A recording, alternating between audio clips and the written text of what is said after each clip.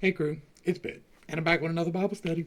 Today we are going to be diving back into 2 Samuel. But before we begin, if you're new here, if you're unfamiliar with what is going on here, I hold some unconventional beliefs, and therefore I hold an unconventional Bible study. We are simply reading the book and taking it at its word, and that has a tendency to step on toes. So if you are easily offended, or if you're firmly secure in where you are in your spiritual journey, this is probably not the study for you. But if you have questions and you need a little bit more than the current explanation, this might be. I suggest you start at the beginning because it is easier to keep up. But for those of you who have been here and for those of you who just want to jump in, we're going to be back into 2 Samuel 13 because we left off in 2 Samuel 12. We're finding out a lot about David, right? David has just taken complete control of Israel, has conquered up to the Euphrates River, and is now in Jerusalem with the first time a solidified Israel. This is the first time that they are actually a nation as opposed to separate states functioning together, a theocratic republic. So now we're going to talk about the sons of David. After some time, David's son Amnon fell in love with Tamar, the beautiful sister of David's son Absalom. Amnon was sick with frustration over his sister Tamar, for she was a virgin, and it seemed implausible for him to do anything to her. Now, there's a good bit right here in this first line, right? David's son Amnon fell in love with Tamar, the sister of David's son Absalom. So this is Absalom's sister. Bear that in mind because we will get down later where this is his daughter. And that is going to be a contradiction, right? And you can say that they just named somebody else that, but that's not the way it reads. But this guy is so sick with frustration over his sister, right? And nobody handles that problem. That is, again, a direct commandment from God, handed down from God's representative himself to Moses himself. That you don't sleep with your sister. That is literally one of the things, right? And so this should have been taken care of straight off the top. This should never have gotten to the point that it did. But David is not a godly man. David does not follow the commandments. In fact, David expressly breaks the commandments at will. Now, Amnon had a friend named Jonadab, the son of David's brother, Shemaiah. So it's not his friend, it's his cousin, right? David's brother would be his uncle. So his son would be the cousin of Amnon. Amnon and Jonadab would be cousins, not just a friend. And Jonadab was a very shrewd man. So he asked Amnon, "Why are you, the son of the king, so depressed morning after morning? Won't you tell me?" And Amnon replied, "I am in love with Tamar, my brother Absalom's sister." Right now, what should have happened in a house that follows God was that this situation should have been handled. The brake should have been put on it right away. Now, no offense has yet been committed, but right now, his cousin's duty is to inform that this situation is brewing, not to help him. And then Jonadab told him, "Lie down on your bed and pretend you are ill. And when your father comes to see you, say to him, 'Please let my sister Tamar come and give me something to eat. Let her prepare it in my sight so that I may watch her and eat it from her hand.'" Now, that's weird, right? That's weird. That if you were to say that to me, I would immediately be suspicious. Immediate suspicion. obviously it's not the normal. And so then David sent word to Tamar at the palace, please go to the house of Amnon your brother to prepare a meal for him. And so Tamar went to the house of her brother Amnon, who was lying down. And she took some dough and kneaded it and made cakes in his sight and baked them. And then she brought the pan and set it down before him, but he refused to eat. Send everyone away, said Amnon, and then everyone went out. And then Amnon said to Tamar, bring the food into the bedroom so that I may eat it from your hand. And Tamar took the cake she had made and went to her brother Amnon's bedroom. And when she had brought them to him to eat, he took hold of her and said, come lie with me, my sister. No, my brother, she cried, do not humiliate me, for such a thing should never be done in Israel. Do not do this disgraceful thing. Where could I ever take my shame? And you would be like one of the fools in Israel. Please speak to the king, for he will not withhold me from you.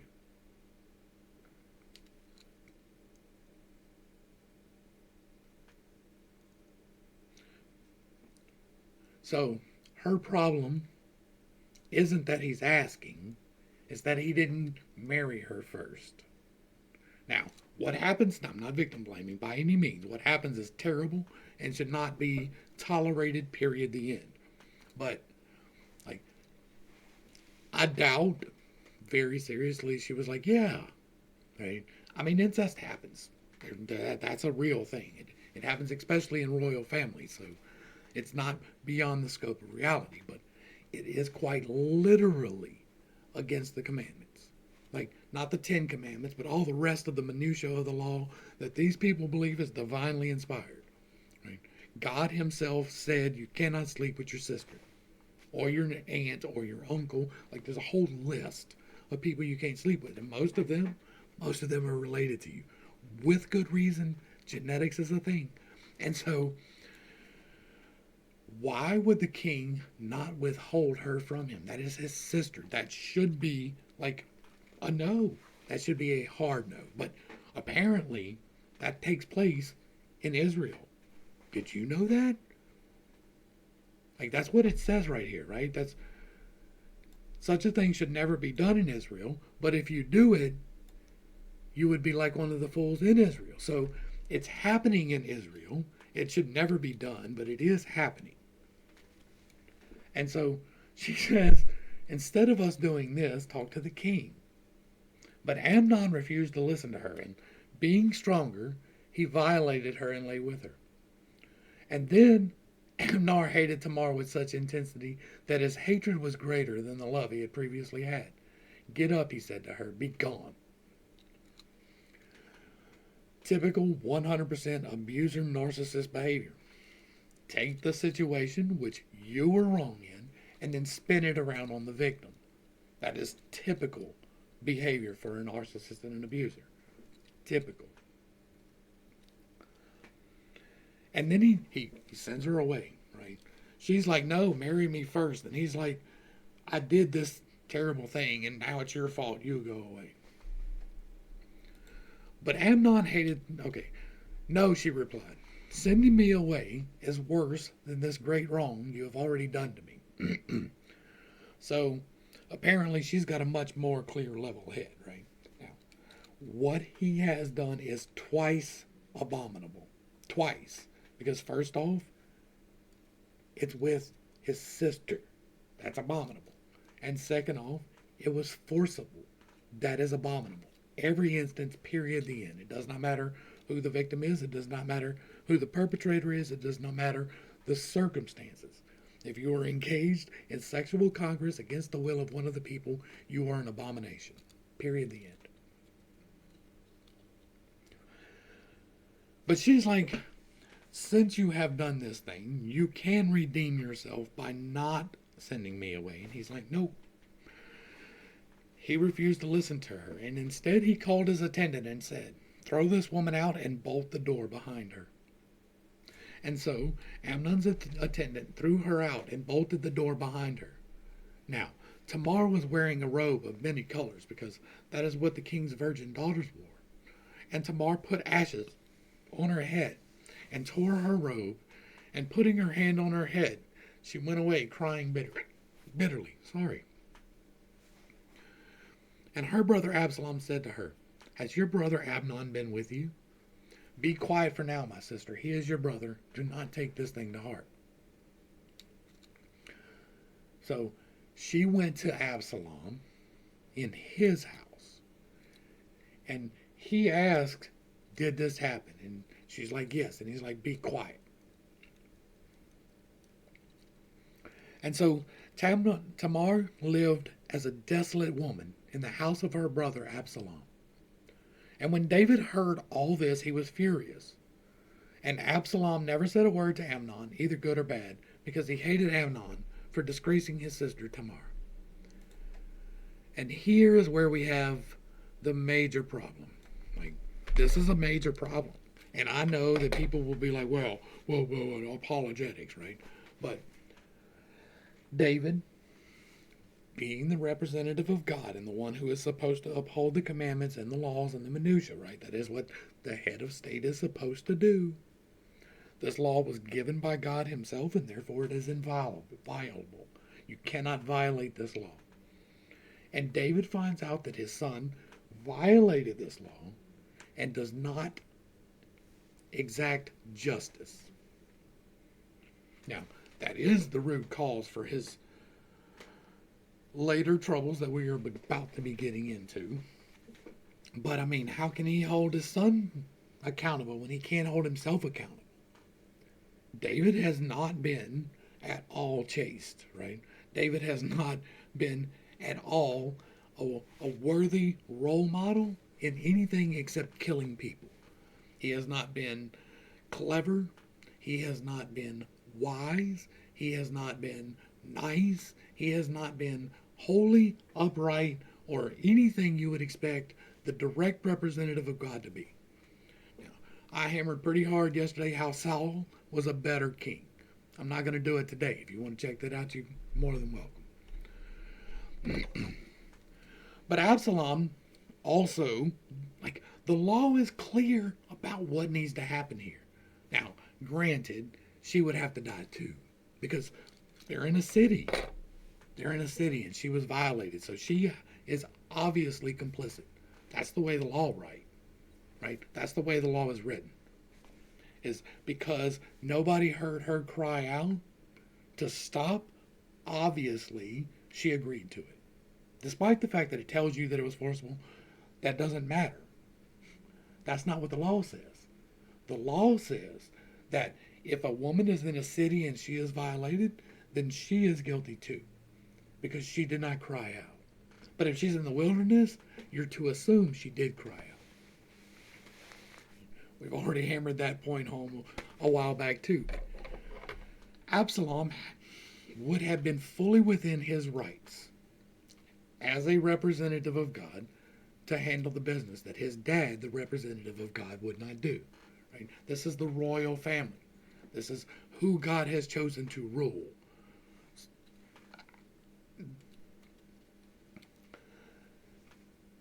Two years later, when Absalom's sheep bearers were at Baal Hazor,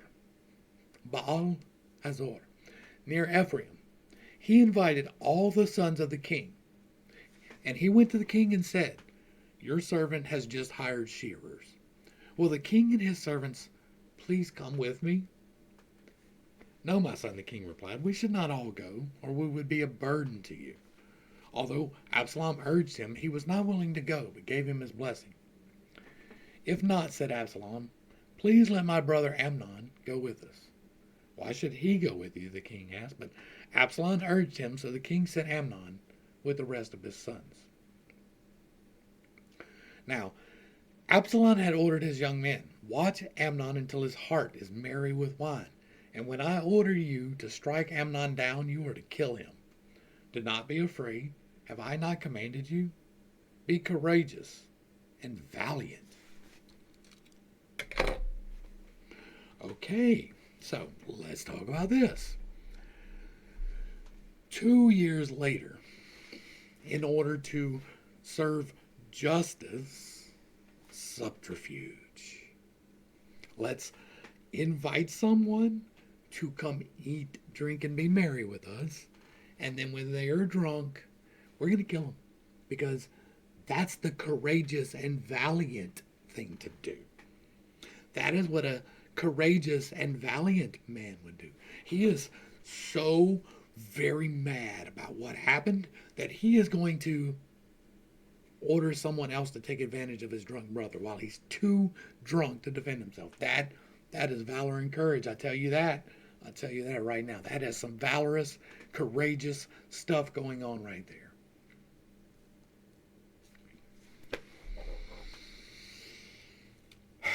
Two years he waited. Like, if you want, like, another thing, right? Why do you think he invited David? Why do you think he invited David? Do you think he was gonna maybe take care of that problem right then too? Because that gets to be a problem. Why do you think David refused? But he sent his son anyway. Like, he knows the beef, right? They haven't talked in 2 years. Neither good nor bad. They haven't spoken a single word. And David knows why. But he sends his son anyway. Huh. That's interesting. We know how courageous. David's good in a fight. David's good if it is, let's go spill some blood in the name of God. David is good at that shit. He's not so good at the rest of it. And so Absalom's young men did to Amnon just as Absalom had ordered. And then all the other sons of the king got up and fled, each one on his mule. And while they were on the way, a report reached David. Absalom has struck down all the sons of the king. Not one of them is left. And then the king stood up and tore his clothes and lay down on the ground. And all his servants stood by with their clothes torn too. But Jonadab, the son of David's brother Shimei, spoke up. The Lord must not think they have killed all the sons of the king, for only Amnon is dead. In fact, Absalom has planned this since the day Amnon violated his sister Tamar. So now, my lord the king, do not take to heart the report that all the sons of the king are dead. Only Amnon is dead. This fella here, this is the same fella from up here, right? No, Ben Alpha. Yep, same guy. The one who facilitated the issue, right? Meanwhile, Absalom had fled, and when the young man standing watch looked up, he saw many people coming down the road west of him alongside the hill. And the watchman went up and reported to the king, I see men coming from the direction of Horonaim, along the side of the hill. So Jonadab said to the king, look, the sons of the king have arrived. It is just as your servant said. And as he finished speaking, the sons of the king came in, wailing loudly. And then the king and all his servants also wept very bitterly. Now Absalom fled and went to Talmai, son of Ammihud, the king of Geshur. But David mourned for his son every day. And after Absalom had fled and gone to Geshur, he stayed there 3 years. And David longed to go to Absalom, for he had been consoled over Amnon's death. Now, Joab, son of Zeruiah, perceived that the king's heart longed for Absalom. So Joab sent Tekoa to bring a wise woman from there. And he told her, please pretend to be a mourner. Put on clothes of mourning and do not anoint yourself with oil. Act like a woman who has mourned for the dead a long time. And then go to the king and speak these words to him. And Joab put the words into her mouth. And when the woman from Tekoa went to the king, she fell face down in homage and said, help me, O king. What troubles you? The king asked her. Indeed, she said, I am a widow, for my husband is dead. And your maidservant had 2 sons who were fighting in the field with no one to separate them, and one struck the other and killed him. Now, the whole clan has risen against your maidservant and said, hand over the one who struck down his brother, that we may put him to death for the life of the brother whom he killed. And then we will cut off the heir as well. So They would extinguish my one remaining ember by not preserving my husband's name or posterity on the earth. Go home, the king said to the woman, and I will give orders on your behalf. But the woman of Tekoa said to the king, my lord the king, may any blame be on me and on my father's house, and may the king and his throne be guiltless. If anyone speaks to you, said the king, bring him to me, and he will not trouble you again. Please, she replied, may the king invoke the Lord your God to prevent the avenger of blood from increasing the devastation, so that my son may not be destroyed. As surely as the Lord lives, he vowed, not a hair of your son's head will fall to the ground. And then the woman said, please, may your servant speak a word to my lord the king. And speaks, he replied. Now,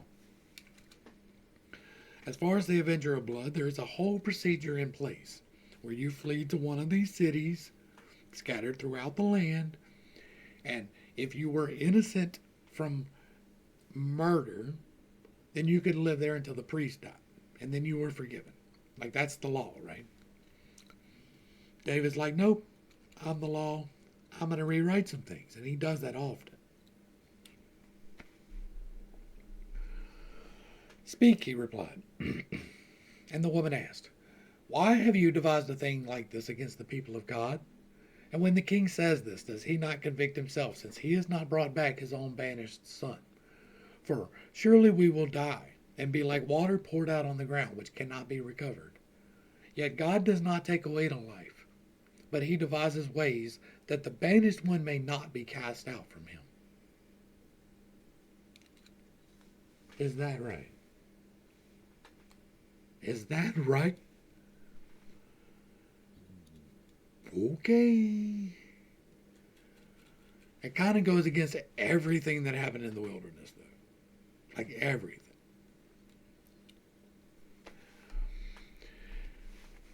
Now, therefore, I come to present this matter to my lord the king, because the people have made me afraid. Your servant thought, I will speak to the king, and perhaps he will grant the request of his maidservant.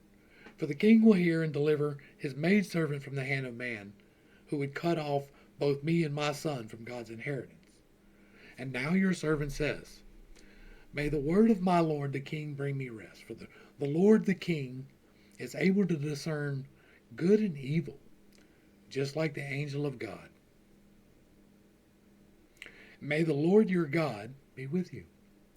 And then the king said to the woman, I'm going to ask you something. Do not conceal it from me.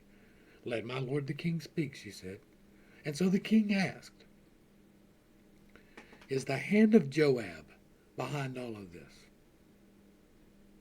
And the woman answered, as surely as you live, my lord the king, no one can turn to the right or to the left from anything that my lord the king says.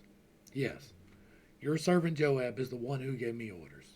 He told your maidservant exactly what to say.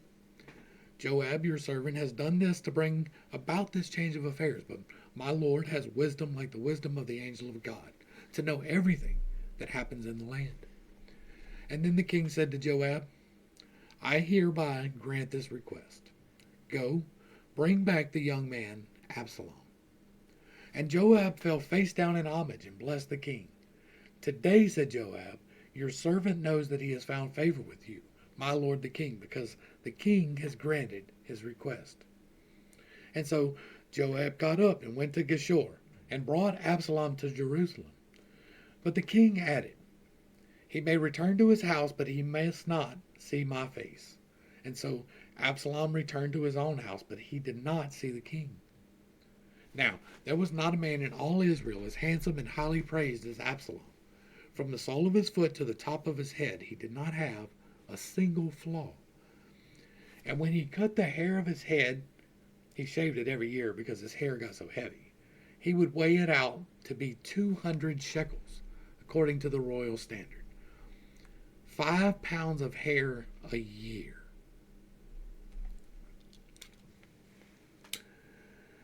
Leads me to think that maybe he was a little bit bigger than most people. There is a history of that. His father was a ruddy man, beautiful, handsome man, who was unequaled in beauty, and apparently he passed that on too. And he was a fierce man, able to kill tens of thousands, where Saul only killed thousands. And so apparently the genetics might be kicking in a little bit. They can't tell you that David might have had giant blood, right? They can't tell you that. But if you go back in his genealogy, and they made sure to point it out, his great great great great grandmother, where'd she come from? She came from Gaza. Now, Absalom lived in Jerusalem 2 years without seeing the face of the king, so that's 5 years total. And then he sent for Joab to send him to the king. But Joab refused to come to him. So Absalom sent him a second time, but Joab still would not come. And then Absalom said to his servants, "Look, Joab's field is next to mine, and he has barley there. Go and set it on fire." And Absalom's servants set the field on fire. And then Joab came to Absalom's house and demanded, "Why did your servants set my field on fire?" "Look," said Absalom, "I sent for you, and you said, 'Come here.' I sent for you and said, 'Come here.' I want to send you to the king to ask, 'Why have I come back from Geshur? It would be better for me if I were still there.' So, now, let me see the king's face, and if there is an iniquity in me, let him kill me." And then Joab went and told the king, and David summoned Absalom, who came to him and bowed face down before him. And then the king kissed Absalom. Now, Absalom's intention is for the throne. Don't get that twisted. He wants to be back in Jerusalem so that he can undermine David. He very much, in my opinion, wanted to kill David at the same time that he killed his brother. In my opinion, he is trying now to undermine him, and we're about to see that more. But even this whole thing with Joab now, why did Joab press so hard for him to come back just to ignore him? That's a little weird, right? He's like, I'm going to force the king to acknowledge that the right thing to do is to bring his son back. And then when he doesn't see his son, regardless of bringing him back, he doesn't take any further action.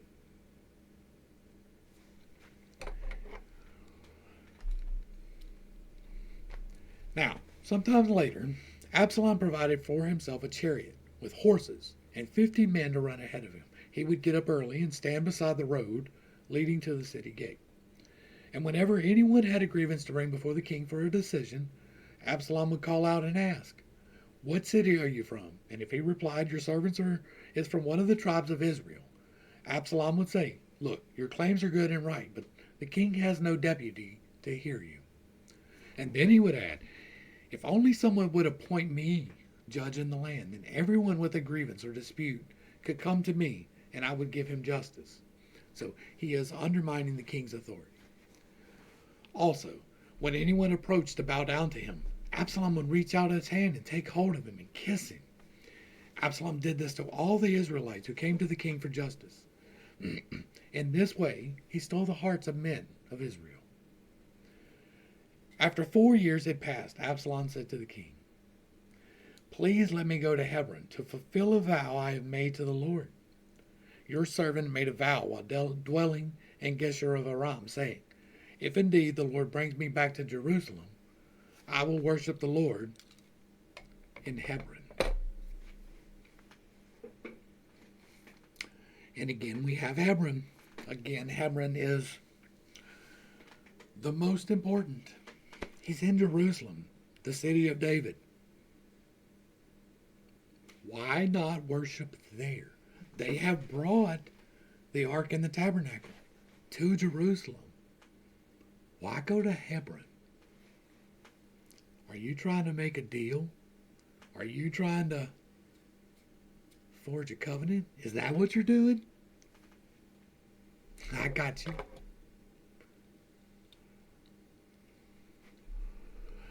"Go in peace," said the king. So Absalom got up and went to Hebron. And then Absalom sent spies throughout the tribes of Israel with this message: "When you hear the sound of the horn, you are to say, 'Absalom reigns in Hebron.'" and 200 men from Jerusalem accompanied Absalom. They had been invited as guests, and they went along innocently, for they knew nothing about the matter. And while Absalom was offering the sacrifices, he sent for Ahithophel, the Gileadite, David's counselor, to come from his hometown of Gilo. And so the conspiracy gained strength, and Absalom's following kept increasing. And then a messenger came to David and reported, "The hearts of the men of Israel are with Absalom." And David said to all the servants with him in Jerusalem, "Arise and let us flee, or we will not escape from Absalom. We must leave quickly, or he will soon overtake us, heap disaster on us, and put the city to the sword." And the king's servants replied, "Whatever the Lord, our Lord the king decides, we are your servants." And then the king set out with his entire household followed him. But he left behind 10 concubines to take care of the palace. Now, he has a prophecy against him that his wives will be slept with by someone else, in the full view of everyone else. And so what does he decide to do when he flees in terror from his son? Right? This is the mighty representative of God, the conquering hand, who, it turns out, put most of the conquering in Joab's hands, who's from Hebron, by the way. And so, what happens, right? He flees in terror and leaves his wives behind because he doesn't have this prophecy saying that. Nathan didn't come and say that. Why would you not just leave them behind to take care of the household? And so the king set out with all the people following him. He stopped at the last house, and all his servants marched past him, all the Cherethites and Pelethites and 600 Gittites who had followed him from Gath. And then the king said to Ittai, the Gittite, "Why should you also go with us? Go back and stay with the new king, since you are both a foreigner and an exile from your homeland. In fact, you arrived only yesterday. Should I make you wander around with us today while I do not know where I am going? Go back and take your brothers with you, and may the Lord show you loving devotion and faithfulness." But Ittai answered the king, "As surely as the Lord lives, and as my lord the king lives, wherever my lord the king may be, whether it means life or death, there will your servant be." "March on then," said David to Ittai. So Ittai the Gittite marched past with all his men and all the little ones who were with him. And everyone in the countryside was weeping loudly as all the people passed by. And as the king crossed the Kidron Valley, all the people also passed towards the way of the wilderness.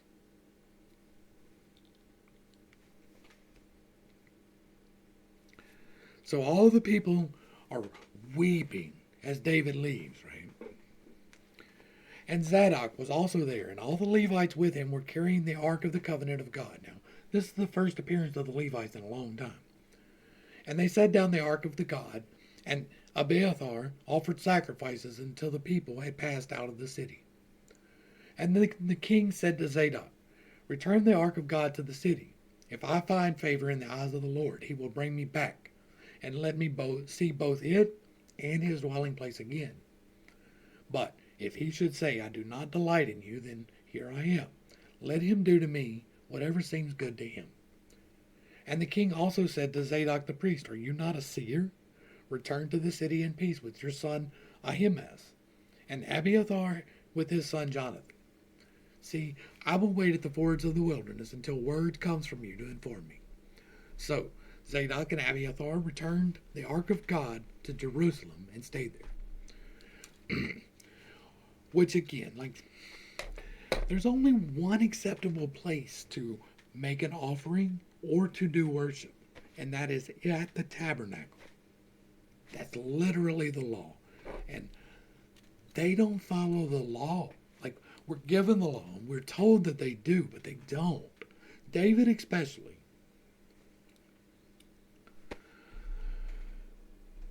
So David's friend Hushai arrived in Jerusalem just as Absalom was entering the city.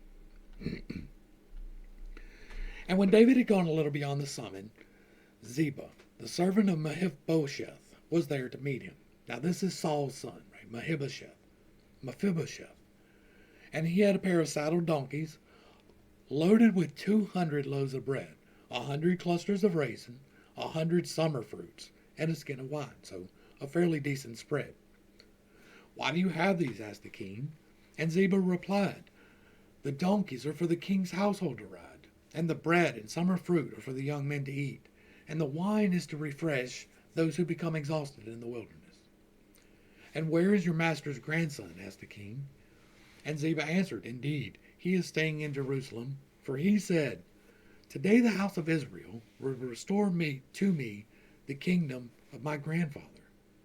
And so the king said to Ziba, all that belongs to Mephibosheth is now yours.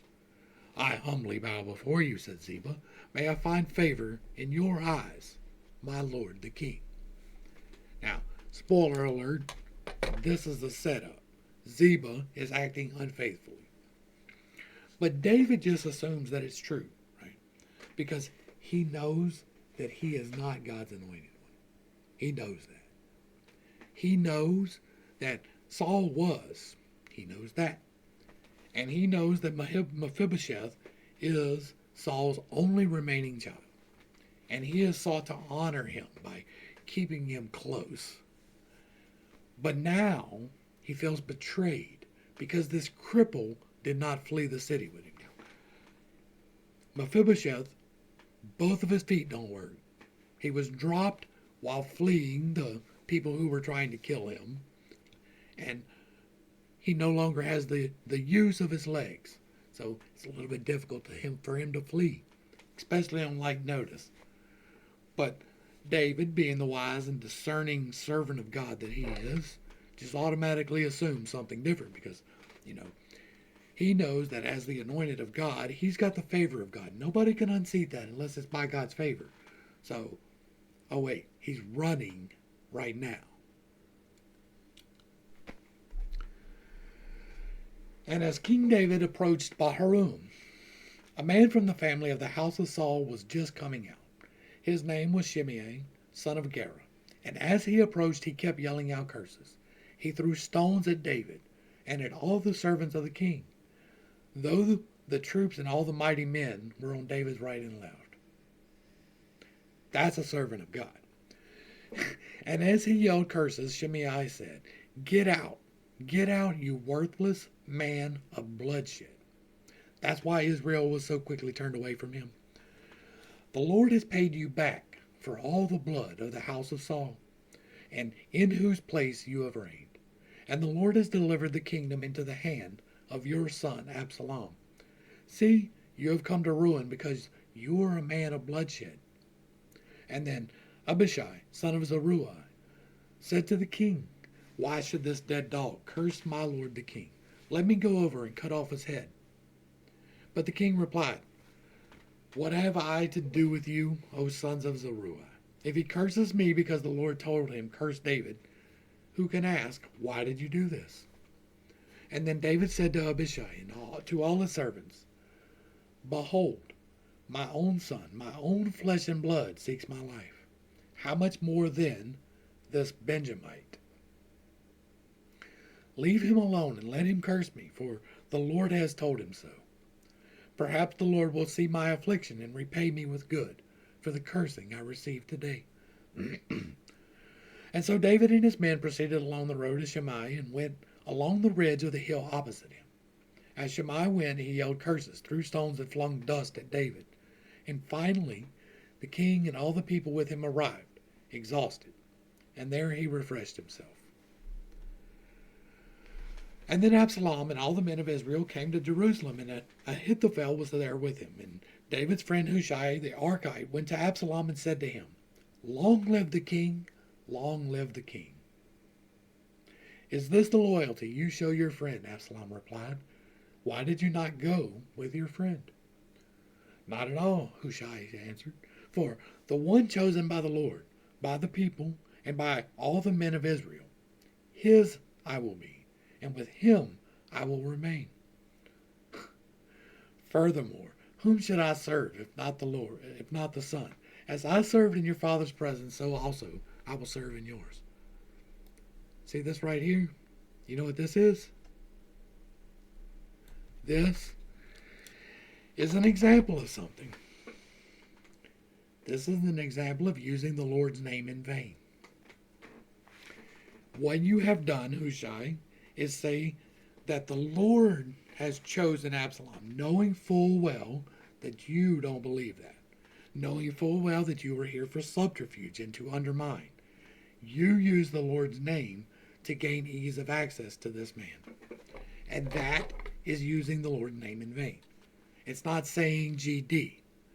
You shouldn't do that anyway, because that has its own set of implications. But making a promise or passing yourself off in the name of the Lord when he has not authorized that is taking his name in vain. Doing it with the intention of breaking faith is a terrible thing to do, and you better be really very careful if you decide to do such a thing.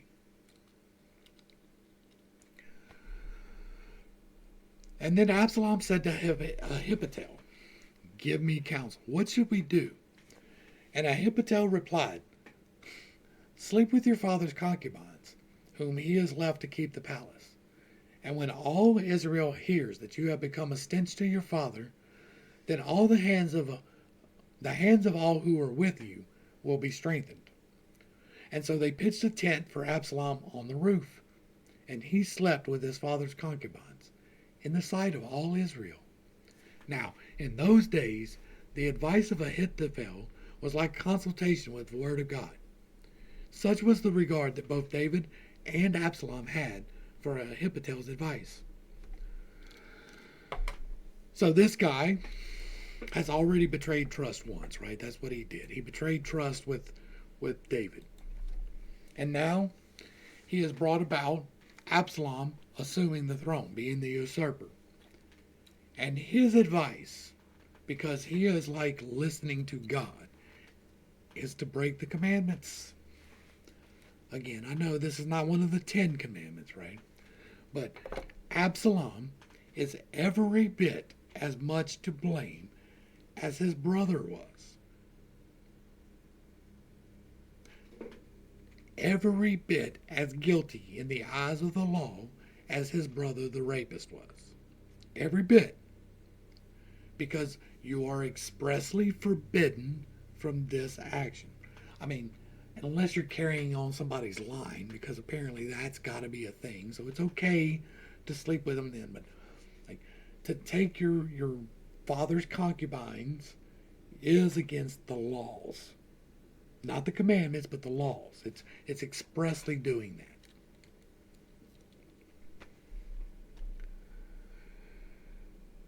Furthermore, Ahithophel said to Absalom, let me choose 12,000 men and set out tonight in pursuit of David. I will attack him while he is weak and weary, and I will throw him into a panic. And all the people with him will flee, and I will strike down only the king, and bring all the people back to you as a bride, returning to her husband. You seek the life of only one man, then all the people will be at peace. This is the revenge for his sister, right? It's not about being the leader. All of this is because of the bitterness that he's holding on to. And then Absalom said, summon Hushai the Archite as well, and let us hear what he has to say. And so Hushai came to Absalom, who told him, Ahithophel has spoken this proposal. Should we carry it out? If not, what do you say? And Hushai replied, this time the advice of Ahithophel is not sound. He continued, you know your father and his men. They are mighty men, and as fierce as a wild bear robbed of her cubs. Moreover, your father is a man of war who will not spend the night with the troops. Surely by now he is hiding in a cave or some other location. If some of your troops fall first, whoever hears of it will say, there has been a slaughter among the troops who follow Absalom. Then even the most valiant soldier with the heart of a lion will melt with fear, because all Israel knows that your father is a mighty man who has valiant men with him. Instead, I advise that all Israel, from Dan to Beersheba, a multitude like the sand on the seashore, be gathered to you, and that you yourself lead them into battle. and then we will attack David wherever we find him, and we will descend on him like dew on the ground. And all the men with him, not even one, will remain. If he retreats to a city, all Israel will bring ropes to that city, and we will drag it down to the valley until not even a pebble can be found. And then Absalom said, and all the men of Israel said, the advice of Hushai the Archite is better than that of Ahithophel. For the Lord had proposed to thwart the good counsel of Ahithophel in order to bring disaster on Absalom. So, Hushai told Zadok and Abiathar, the priests, this is what Ahithophel has advised Absalom and the elders of Israel, and this is what I have advised. Now, send quickly and tell David, do not spend the night at the fords in the wilderness, but be sure to cross over. Otherwise, the king and all the people with him will be swallowed up. Now, Jonathan and Ahimaaz were standing at En-Rogel, where a servant girl would come to pass along information to them. They in turn would go and inform King David, for they dare not be seen entering the city. But a young man did see them and told Absalom. And so the two left quickly and came to the house of a man in Barhom. He had a well in his courtyard, so they climbed down into it, and then the man's wife took a covering and spread it over the mouth of the well, scattering grain over it so nobody would know a thing. And when Absalom's servants came to the woman at the house, they asked, where is Ahimaaz and Jonathan? They have crossed over the brook, she replied, and the men searched them but did not find them, and so they returned to Jerusalem. And after the men had gone, Ahimaaz and Jonathan climbed up out of the well and went to inform King David, saying, get up and cross over the river at once, for Ahithophel has given advice against you. So David and all the people with him got up and crossed the Jordan. By daybreak, there was no one left who had not crossed the Jordan. And when Ahithophel saw that his advice had not been followed, he saddled his donkey and set out for his house in his hometown. He put his affairs in order and hanged himself. And so he died and was buried in his father's tomb.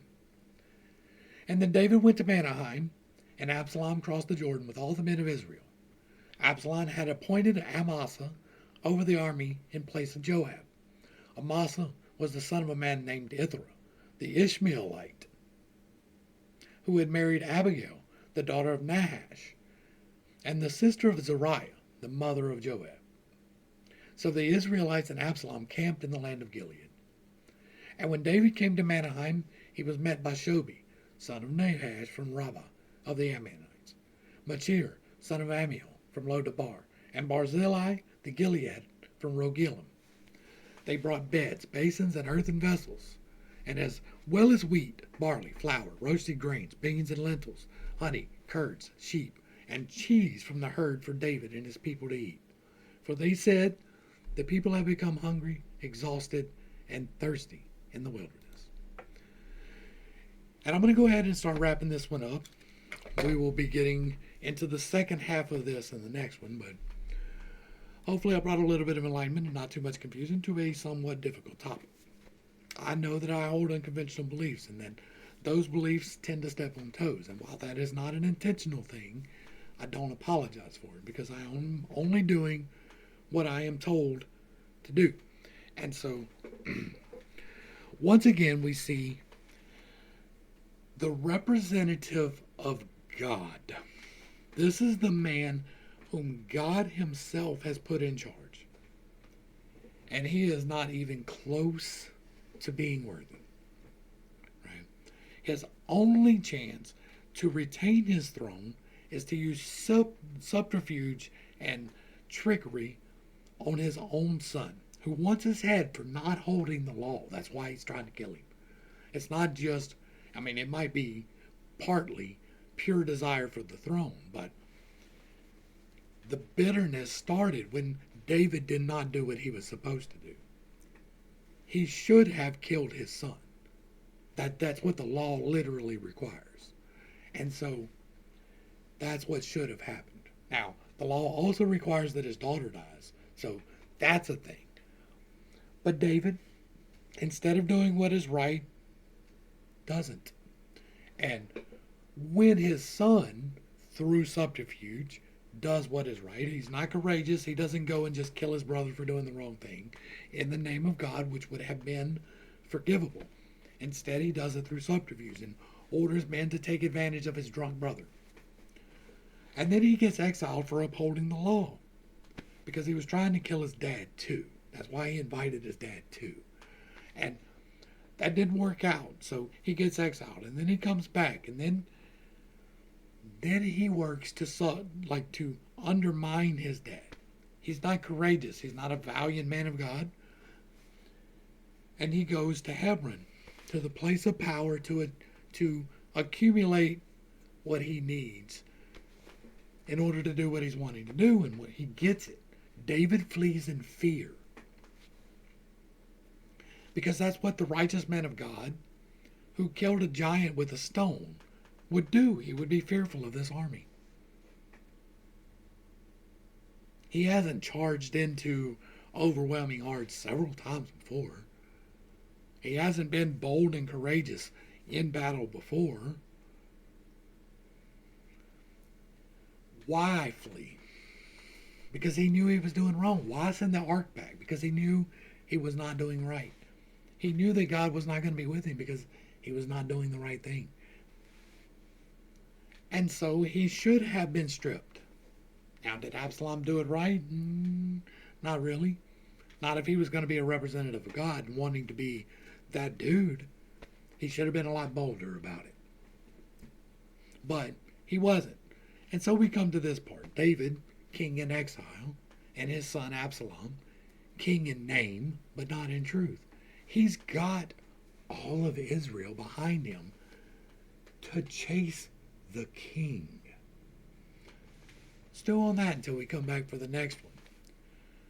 So the crew, thanks for hanging out. I appreciate every single minute that you are here with me, and I am praying for you every single day. Until next time, I love you. God loves you. You are perfect, whole, and complete just the way that you are. And this has been Pit Steak. Peace.